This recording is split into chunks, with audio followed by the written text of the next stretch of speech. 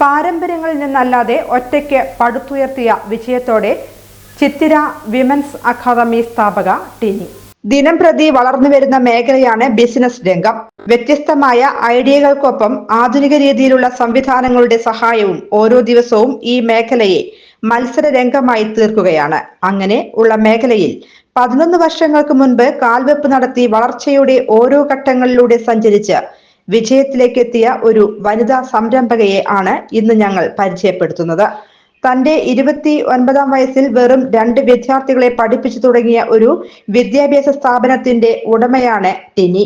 ഇന്ന് ഷൊർണൂർ, പട്ടാമ്പി എന്നിവിടങ്ങളിലെ ടിനിയുടെ ചിത്തിര വിമൻസ് അക്കാദമിയിൽ നിന്നും പഠിച്ചിറങ്ങി ജോലി ചെയ്യുന്നത് 1000-ലധികം പെൺകുട്ടികളാണ്. തന്റെ ബയോടെക്നോളജി MSc MLT പഠനത്തിന് ശേഷം ജോലി തിരഞ്ഞിറങ്ങിയപ്പോഴാണ് ഷൊർണൂർ സ്വദേശിനി ടിനിക്ക് ഈ ഒരു പഠന വിഷയവുമായി ബന്ധപ്പെട്ടുള്ള ജോലി സാധ്യത നമ്മുടെ നാട്ടിൽ കുറവാണ് എന്ന് മനസ്സിലാക്കാൻ സാധിച്ചത്. ആ യാഥാർത്ഥ്യ ബോധത്തിൽ നിന്നുമാണ് ഒരു ഇൻസ്റ്റിറ്റ്യൂഷൻ എന്ന ആശയത്തിലേക്ക് ടിനി എത്തിയത്.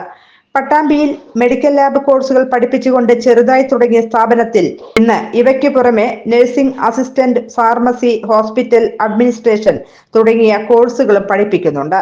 കൂടാതെ പഠിക്കാനെത്തുന്ന വിദ്യാർത്ഥികൾക്ക് 100% ജോലി സാധ്യതയും ഉറപ്പുവരുത്തുന്നുണ്ട്.